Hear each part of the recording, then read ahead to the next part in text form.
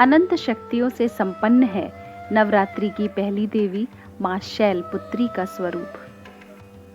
वंदे वांछित लाभाय चंद्राधिकृत शेखरम वर्षारूढ़ाम शूलधराम शैलपुत्री यशस्वनीम। माना जाता है कि जो लोग अपने घरों में पूरे 9 दिनों तक माँ की आराधना करते हैं, माता का आशीर्वाद उन पर और उनके परिवार पर सदैव बना रहता है।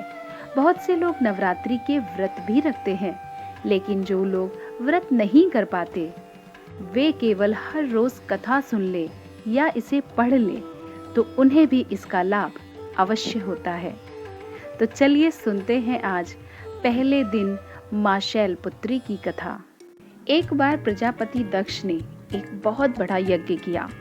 इसमें उन्होंने सारे देवताओं को आमंत्रित किया, लेकिन भगवान शंकर को उन्होंने निमंत्रण नहीं दिया। सती माता ने जब यह बात सुनी कि उनके पिता एक विशाल यज्ञ का अनुष्ठान कर रहे हैं, तब वहां जाने के लिए उनका मन विकल हो उठा। उन्होंने अपनी यह इच्छा भगवान शंकर को बताई। सारी बातों पर विचार करके भगवान शंकर कहते हैं कि प्रजापति दक्ष ने अपने यज्ञ में सभी देवताओं को निमंत्रण दिया है, लेकिन हमें इसकी कोई सूचना तक नहीं भेजी। ऐसी स्थिति में तुम्हारा वहां जाना उचित नहीं होगा। परंतु सती माता भगवान शिव की कोई बात नहीं सुनती है और उनका प्रबल आग्रह देखकर भगवान शंकर उन्हें जाने की अनुमति दे देते हैं। तत्पश्चात सती माता अपने पिता के घर पहुंचती है।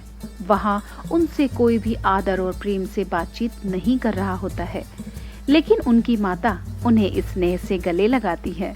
बहनों की बातों में व्यंग और उपहास के भाव भरे हुए थे। परिजनों के इस व्यवहार से उनका मन बहुत दुखी हो गया। यह सब देखकर सती माता का हृदय क्षोभ, ग्लानि और क्रोध से संतृप्त हो उठा। स्वयं दक्ष ने भी भगवान शिव का अपमान करने का कोई मौका नहीं छोड़ा।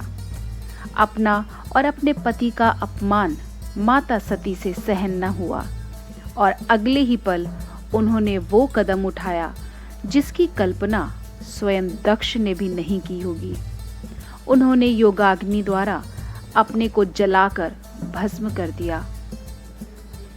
इस दारुण दुख से व्यथित होकर भगवान शिव ने उस यज्ञ को विध्वंस कर दिया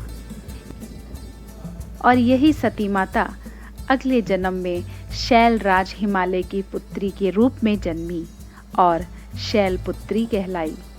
पार्वती और हेमवती भी इन्हीं के अन्य नाम है। शैलपुत्री का विवाह भगवान शंकर से हुआ और वह उनकी अर्धांगिनी बनी। इसका महत्व और शक्ति अनंत है। ऐसे ही रोचक कहानियों को सुनने के लिए सब्सक्राइब कीजिए कहानीपीडिया को और बेल आइकन को जरूर प्रेस करना। Okay bye, thanks for watching.